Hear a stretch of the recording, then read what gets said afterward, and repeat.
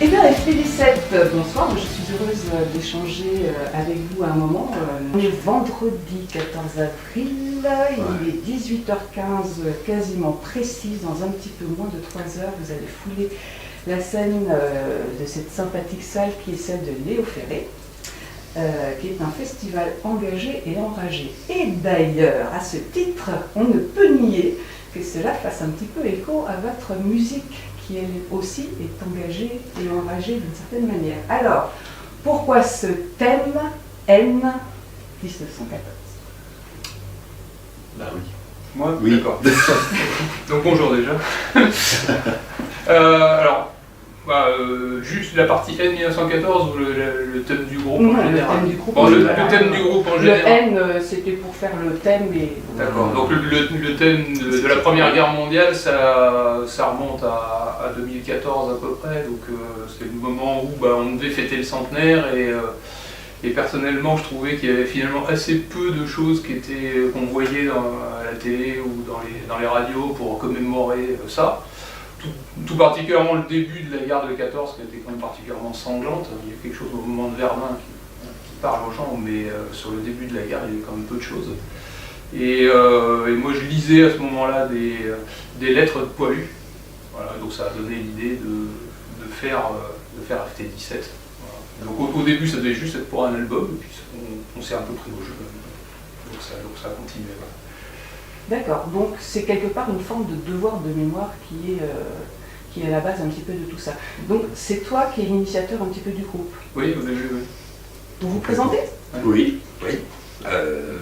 Donc, Tom, le chanteur en fait principal de FT17. Voilà, et Hugo, narrateur interlude des lettres de Poilu et un peu chanteur en live aussi. On y reviendra un petit peu après. C'est marrant. Donc, moi c'est Rodolphe, je suis guitariste et puis c'est moi qui écris les textes et la musique. D'accord. Bon, ça aussi on va y revenir un petit peu là-dessus. Côté narratif, justement, qui fait sacrément penser au bouquin Paroles de Poilu, pour l'avoir fait aussi en lecture à voix haute, d'emblée je me suis retrouvée un petit peu là-dedans. C'est vraiment ce côté narratif, c'est vraiment pour faire écho à ces lectures de Paroles de Poilu. J'ai cru voir aussi que ce fameux Marcelin n'existait pas. Alors il n'existe pas en tant que tel, c'est disons un regroupement de 4 personnes. Voilà. Donc ce qui vit est arrivé à quelqu'un, mais pas à la même personne. Voilà. D'accord, ok. Donc c'est vraiment des choses qui ont été reprises dans le bouquin. Oui, alors dans l'esprit d'eux, mais effectivement, alors, merci déjà de penser à ça, parce que c'était le but, donc ça veut dire qu'on a réussi notre coup. Ah, mais par contre, c'est complètement ça. Et la deuxième chose, moi, à laquelle je pense quand je vous vois, quand je vous entends, enfin j'ai aussi beaucoup regardé de live, c'est la scène slam. Avec ce côté justement un petit peu narratif, est-ce qu'il y a un petit peu de ça ou non, pas du tout ? Non, pas spécialement. C'est Rodolphe, en écrivant les textes, en fait, avait des sortes de synthèse de lettres de Poilu. Et non, pas spécialement. J'essaie d'y mettre un petit peu de vie théâtrale, forcément. On est là pour ça. Je dirais pas que je vais avoir une diction slam pour autant.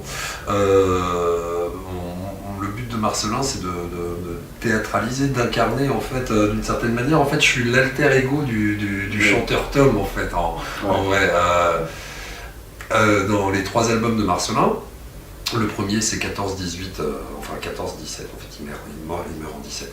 C'est 14, c'est en gros, c'est Marcelin à travers toute la guerre. Le deuxième, c'est un focus sur Verdun. Le troisième, c'est N 1914, donc le tout début de la guerre.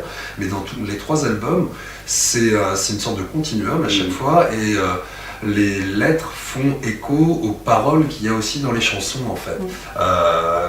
De là à qualifier ça slam, non, pas spécialement. J'essaye de le théâtraliser, de l'incarner encore plus que sur les versions studio, mais j'essaie quand même d'être aussi un petit peu fidèle à la version studio. Enfin, quand on vient voir un live, on n'a pas envie de voir exactement ce qu'on a entendu sur l'album, mais il faut que ça y ressemble quand même, parce que sinon, voilà. Mais non, Slam, je dirais pas trop. J'essaie de le poser avec toute la gravité dont je suis capable, voilà, en espérant le faire bien. Et puis surtout être en écho par rapport à Tom, le chanteur, quoi. Et en fait, voilà, quand on parlait d'alter ego, moi c'est vrai que j'avais écrit ici sur mes petites questions, on a un côté schizophrénique. Quand je suis allée un petit peu me regarder sur le groupe, et notamment sur Metal Archive, il fait état d'un chanteur, qui est toi, Oui. Tom. D'accord ? Mais quand on regarde un live, notamment sur les clips, j'ai pu voir un des derniers lives sur Paris, tu chantes Ouais. aussi, et tu Ouais. chantes tout le temps, mais vous chantez sur la même tessiture. Ouais, alors j'essaie Enfin, de chanter quand même moins fort. Il y a des moments où je chante fort, mais sinon je suis plus en appui et même en parler. Ouais, Où je c'est fais ça. semblant de chanter fort, mais je chante pas si fort que ça. Je laisse la place à Tom quand même, parce qu'il chante beaucoup mieux que moi en fait.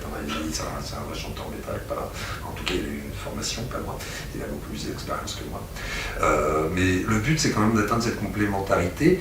Et surtout, alors, je prends beaucoup de place, après je laisserai Tom parler, mais si je fais que mes passages, bah, Marcelin, il n'a pas beaucoup d'existence scénique, quoi. Donc il faut bien que je chante ou que je fasse un petit peu semblant, parce que sinon je fais la tirade du début, 1 ou 2 tirades au milieu, quelques interventions, mais si le temps du concert je reste à me tourner les pouces, on va se sentir un peu en trop aussi. Donc voilà pourquoi. Mais du coup, sur l'album, tu es aussi... Non ? Non. Je chante Ah, Pas j'avais du tout. vraiment l'impression Non, à non, certains pas du moments tout. d'entendre double. Ouais, c'est moi. C'est Tom qui fait les deux, ouais. Enfin, je fais deux. Ah oui, d'accord, ok. Oui, voilà. Bon. C'est ça. Ouais. Il y a peut-être si, la seule chose c'est quand on chante la Marseillaise en fin d'un Oui, d'un à la fin morceau, du quoi, morceau. voilà, mais ça c'est pas du tout pas en voix métal, quoi. Mais sinon, moi je ne chante jamais sur les albums studio. D'accord. Non. Mais j'ai bien entendu deux voix Oui, à un oui, moment. oui, oui, Ça, c'est... C'est ça, des c'est doublages de bien. voix, tout à fait. Ouais. D'accord, ok. Bon. Comment vous abordez la composition, justement ? Je me retourne vers toi, mais... Alors pour le coup, c'est moi qui écris tout, donc ça a l'avantage d'être facile. Je m'embête pas. Alors, à la fin, en faisant écouter, il peut y avoir des micro-modifs. Par exemple, Jean, notre batteur, il aime bien rajouter des choses, et c'est très bien, on discute ensemble après, mais l'ensemble est déjà 95% fait quand je présente pour le coup. D'accord. Et toi, Tom, du coup, c'est facile pour toi de te réapproprier toutes les paroles, toutes les lignes de chant, Je regarde. Non, mais non, enfin, disons que je fais vraiment comme on le veut en fait, principalement. J'avouerais que je me réapproprie pas tellement la chose, parce que tu as vraiment une idée hyper claire en tête, et donc voilà, c'est la vision pour moi vraiment d'un artiste, et je veux pas dénaturer ce travail derrière. C'est-à-dire qu'on n'est pas des petites mains, hein, enfin on est indispensable pour Rodolphe, Ouais. mais même si c'est Rodolphe qui a tout fait, c'est à nous de nous approprier ce projet et de l'incarner au mieux, quoi. Et c'est sûr que voilà, arrivé au 3e album, il y a quand même une bonne synergie qui se dégage en concert, quoi. Et d'autant plus que eux, auparavant, ils étaient aussi ils avaient fait un autre projet qui s'appelait Adextirpenda, donc Tom et Rodolphe, c'est pas les premières fois qu'ils font la musique aussi ensemble, quoi. Donc voilà. Mais c'était un projet plus orienté plus médiéval que Guerre 14, quoi. D'accord. Voilà. Et pour continuer dans la composition, pour le coup, ici on voit bien la continuité, d'ailleurs tu le disais tout à l'heure, qu'il y a vraiment une continuité, et puis même au niveau, que ce soit dans le chant, dans la narration, enfin voilà, dans le fait de lire des paroles de poilu, on a vraiment cette continuité-là. Est-ce que c'est vu comme une saga finalement, ou bien tu vois ça au coup par coup ? Est-ce que tu as une vision un petit peu dans son... Est-ce que déjà tu te projettes sur les prochains, ou est-ce qu'arrivé à un moment donné, tu vas te dire, bon, 1914, c'est fait, on va peut-être passer à 40-45 ou à d'autres choses ou... Alors 9 et 17, ce sera que la guerre de 14, hein. Je pense que ça n'aurait pas de sens de faire autre chose que de parler de l'histoire de Marcelin. Voilà, donc le premier album était fait pour être unique, encore une fois, donc c'est pour ça qu'il raconte toute la guerre.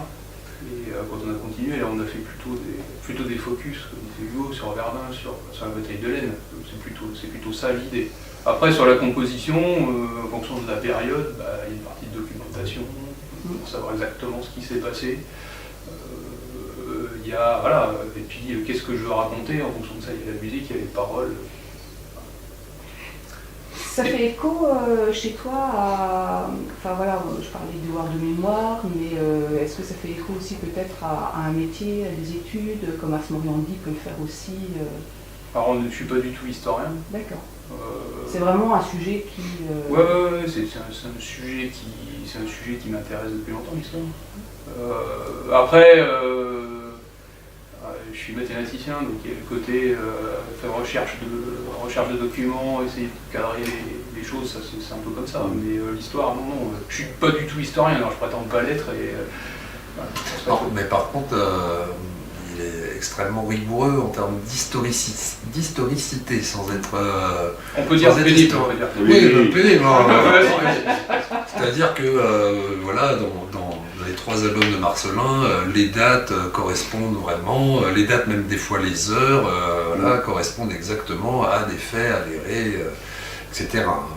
Au contraire, oui, bien sûr, parce qu'avec cette volonté à l'heure actuelle de parfois revisiter l'histoire, d'avoir des choses, de remettre un petit peu les faits factuels. Et ça non, l'exemple qui les a fait rire, c'est quand on a fait mixer Saillant Assali, le mixeur nous a rajouté des bruits de pluie au début et j'ai râlé en me disant qu'il pleuvait pas ce jour-là. Alors que ça rendait très bien par ailleurs, hein, mais voilà. D'accord, donc tu vas jusqu'à remonter au niveau de la météo. Souvent on fait ce qu'on peut, hein, mais si on a les informations... Il y a une autre chanson où il dit, dès qu'au moment de la charge à midi, bon c'est pas midi moins le quart, parce que normalement c'est midi moins le quart, mais midi c'est parce que ça rimait, et bon il s'est pris ce petit quart d'heure de décalage de liberté pour une rime. Mais sinon normalement il est quand même plutôt, hein, on est carré. Donc si j'entends bien, la poésie surpasse l'exactitude et la précision.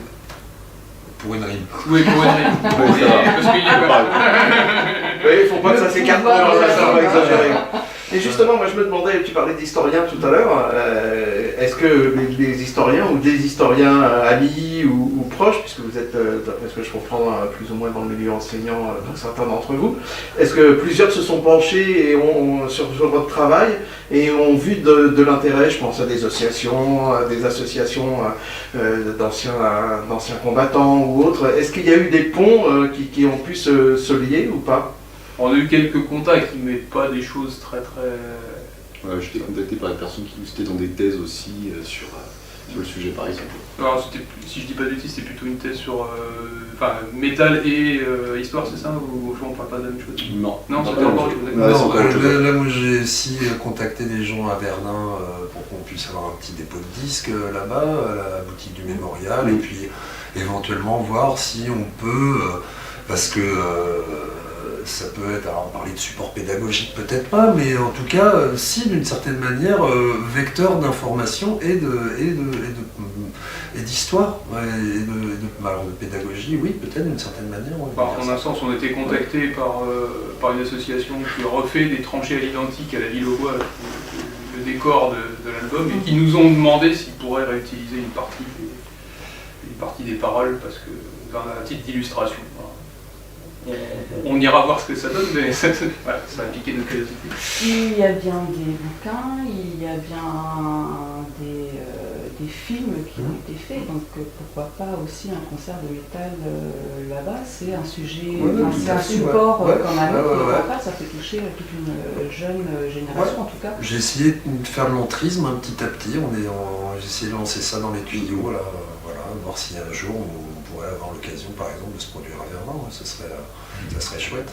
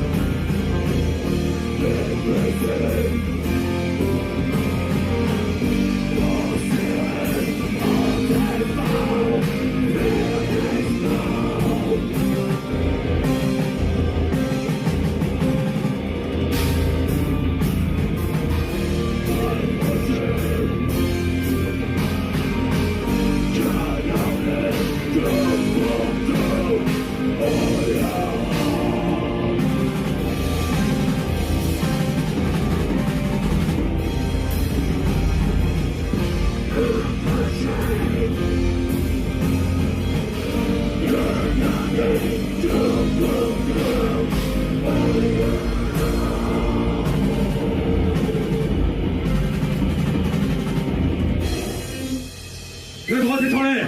On évacue. Ordre de repli sur la ville en bois. Merci, Brad. Tu es le seul à être en costume, donc je suppose qu'il doit être vraiment... Oh là là, maintenant c'est bon là, c'est bon, il a reçu le bon pantalon. On est content. Tu es le seul. Alors Ouais. c'est un choix collectif, c'est un choix personnel que...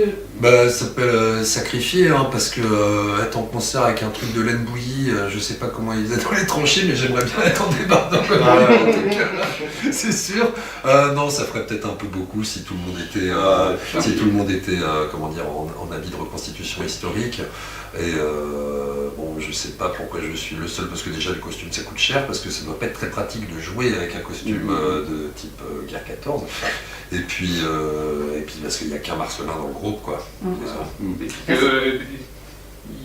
Encore une fois, il y en a un qui est l'autre, donc ça ferait bizarre qu'ils soient tous les deux en costume. Ouais. Oui, et c'est vrai que ça met le personnage en exergue. À certains moments, on te voit chanter avec toute cette haine que tu peux recracher comme ça, enfin dans le bon sens du terme, hein, bien sûr. Et toi, derrière, d'être là vraiment avec toute ces mimiques, enfin tout ce qui est théâtralisé, enfin ça rend quelque chose de vraiment super chouette. En tout cas, j'ai super hâte de vous voir. Nous, on a super hâte de faire quelque chose de bien. Ah ben on espère. Ah oui. Ah ben quand même. Du coup, cet album, c'est le 3e. Il est reçu comment par le public? Ça fonctionne bien. Ça fonctionne plutôt pas mal. Après, on n'a pas regardé. On a un label depuis cet album-là. Donc on est distribué par l'Ordre de l'Inoir. Et du coup, c'est eux qui regardent les chiffres, contrairement aux albums d'avant qu'on a distribué nous-mêmes. Donc on pouvait dire au jour le jour combien on avait vendu. Donc c'est à eux qu'il faudrait poser les questions. Mais c'est plutôt. Après, on aimerait toujours en vendre plus. Oui, il est plutôt bien accueilli. Alors, pour ce 3e album, on a peut-être eu un peu moins de chroniques. On est sorti pile le 6 juin en plein Hellfest, donc c'était peut-être pas l'actu pour faire des chroniques à ce moment-là. Les quelques chroniques qu'il y a pu y avoir sur des webzines métal sont plutôt bonnes. Enfin, on dépasse le 15/20 quand même à chaque fois, voire des 18. Alors je sais pas qui note, quel est le comité. On connaît pas le barème. Voilà, mais non, plutôt pour les articles qu'on a vu passer, ils sont plutôt élogieux et ils font plutôt plaisir. Ouais. En plus, c'est ça, c'est pas tant la note qui importe, parce que on nous la demande, c'est un peu au ressenti de chacun, mais par contre, c'est effectivement ce qui est dit à l'intérieur qui peut être fouillé, qui peut apporter des billes de la part de personnes qui soit sont vraiment pointues sur le sujet, soit le sont un petit peu moins, comme moi, je peux l'être un petit peu moins. Mais maintenant, dans la proposition de composition de Rodolphe, il y a des gens qui adhèrent totalement, il y a des du piano dans du métal, non mais bon voilà, on a déjà vu une ou deux fois des critiques, le piano, et d'autres qui sont là, non mais c'est trop bien cette ligne de piano, c'est hyper original, ça met des nappes, des atmosphères. Bon, comme n'importe quel groupe, on ne peut pas être aimé de toute la planète, mais quand même, je trouve qu'il y a des retours assez positifs en général. Justement, tu parlais de piano, et alors moi je me posais une question, quand tu opères le choix entre le style musical et les thèmes traités, qu'est-ce qui t'a amené à aller vers plutôt ce style musical-là que d'autres par rapport à ce que tu voulais dire de cette période historique? Alors pour parler de la guerre de 14, sur toute la guerre, il y a quand même une partie où il y a de la violence, donc c'est assez naturel de passer par du métal extrême. Il y a des passages plus lents, etc. Donc plus lents, plus lourds des fois, donc ça dépend. Donc effectivement, on est globalement, c'est du death black mélodique, mais il y a des passages beaucoup plus doom, il y a des passages beaucoup plus lents, si on regarde tout l'album. Alors peut-être en concert, c'est pas toujours les morceaux qu'on joue le plus, mais si on regarde des albums, il y a un peu de tout là. C'est vrai que l'inspiration vient là-dessus, puis il faut rester un peu homogène, on va se mettre à faire. On met des petits touches jazzy, mais on va pas se mettre à faire du jazz comme ça. Ça ferait bizarre. Parlant de Stein, ce soir, comme dit en incise, vous serez sur la scène donc, du Metal Earth. Je regarde derrière l'affiche. Donc Metal Earth, qui est un festival écologiquement engagé. Pour FT17, est-ce qu'il y a une forme aussi d'engagement écologique? Et si oui, sinon, enfin laquelle? Et en tout cas, qu'est-ce que vous aimeriez dire aux jeunes générations, et puis finalement, moins jeunes aussi, parce qu'ils sont pas aussi contre ça, et puis de se bouger un peu les fesses? Alors, une chose qui a été importante pour nous, parce que je veux le dire, c'est que, vu le sujet qu'on traite, d'un commun accord avec nous-mêmes, avec notre label, on a décidé de ne jamais parler ni politique, ni religion, ni sujet qui fâche, parce que ça peut vite partir en vrille. Voilà, et puis c'est pas notre but. On essaye vraiment d'être le plus neutre possible quand on parle de la guerre 14, alors évidemment c'est toujours un peu tendancieux. Donc quand on a été contacté par le Metal Earth, ça a été la première chose que je leur ai dit, attention, nous les écologistes c'est important, mais on peut parler de la chose, de l'aspect scientifique de la chose, mais surtout pas d'un aspect politique, quel qu'il soit. Donc c'est ce qu'ils font, c'est ce qui nous a plu. Voilà.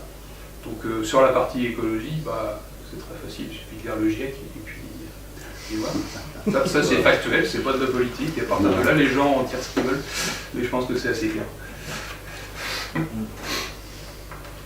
Oui, totalement. Enfin, malgré tout, on a quand même des personnes pour remettre un petit peu en cause même les chiffres qui sont parfois avancés. Oui, c'est pareil en histoire. Ouais, totalement. Votre actualité, est-ce qu'il y a déjà, vous avez déjà pensé, est-ce qu'il y a déjà eu peut-être une affiche FT17, Cannon Fever et 1914 Alors On pas avec... devait- Ça, 1914, on devait, et puis bah, là, en octobre, on avait fait 3 dates avec eux, en tout cas avec Cannon Fever déjà. C'était super, c'était excellent. Là, du coup, ça collait très bien au niveau des thèmes. Bah oui. On a passé un super moment avec eux en plus. Donc on a fait une petite tournée de 3 jours Lyon-Paris-Gand, en octobre dernier. On a pu jouer à la fois avec casque à pointe et uniforme rouge et garance. Et c'était vraiment un moment très agréable de partager la scène avec eux. Et 1914, on était déjà en contact avec eux avant le 24 février 2022, donc avant le début de la guerre en Ukraine. Et Tom était déjà un peu en contact avec eux via Messenger, on se mettait des petits messages, ça serait vraiment chouette si vous pouviez venir, etc. Et puis C'était parti pour, mais ouais, en fait, il y a eu le Covid avant. même il y avait le Covid C'était avant, surtout ça, en fait. il y a le Covid avant, et puis alors après la guerre en Ukraine, donc 1914, difficile, Compliqué pour l'instant. difficile de jouer avec eux, et ça aurait été avec grand plaisir. Et vous d'aller là-bas?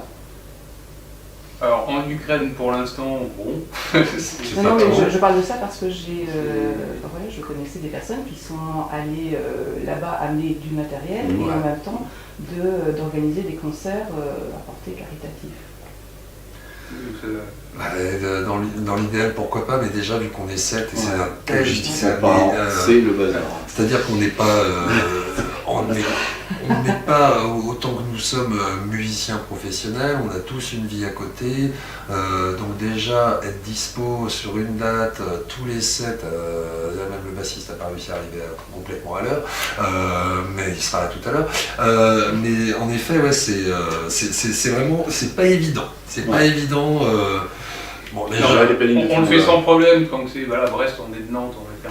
Globalement, il n'y a pas de souci quand on a la tournée, mais si c'est pour aller dans des pays étrangers, c'est tout de suite beaucoup plus compliqué.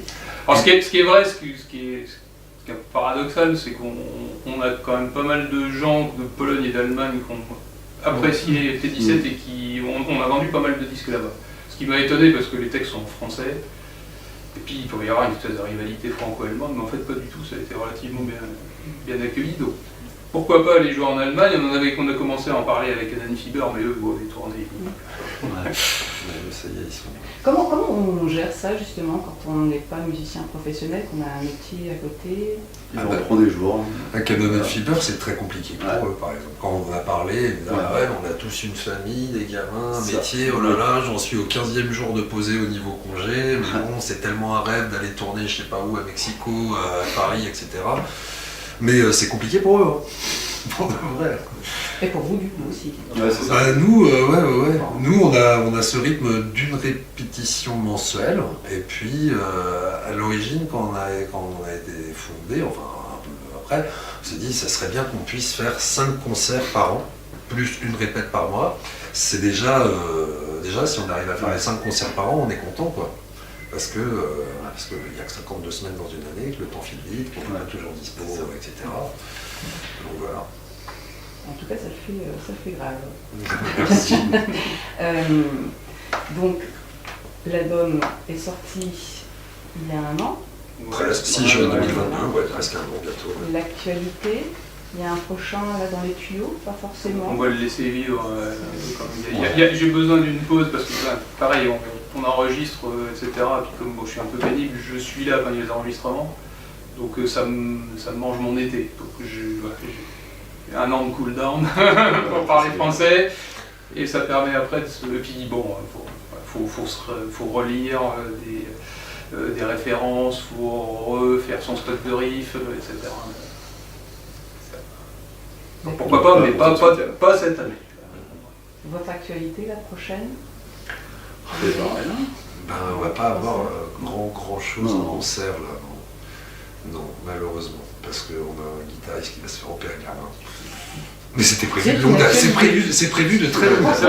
C'est de l'épaule, ça va. De l'épaule, pardon. Mais c'est prévu de très longue date et il va pas pouvoir jouer tout de suite. Et puis, pareil, on a un peu, alors c'est pas l'actualité, mais c'est vrai qu'on a un peu souffert de l'inertie post-Covid, de retrouver des salles, des programmations, etc. Donc, là, l'opportunité avec Cannon and Fiber était juste terrible.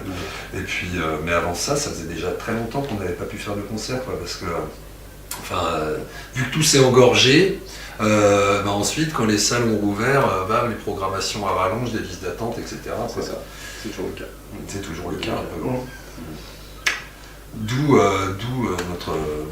notre acquiescement à être là à Metal Earth, parce qu'on s'est dit, cool, une date. Si vous voulez chercher, C'est chouette. Et une date à Brest, on n'est jamais venu. C'est l'occasion aussi. Parce que des dates à Nantes, c'est là où on a quand même le plus joué. C'est logique, c'est de la Montréal. Non, on n'est pas si loin que ça. Non, mais l'occasion fait la ronde aussi. Ouais, très bien. Ouais. Encore une fois, on est content, nous on a hâte. Yes.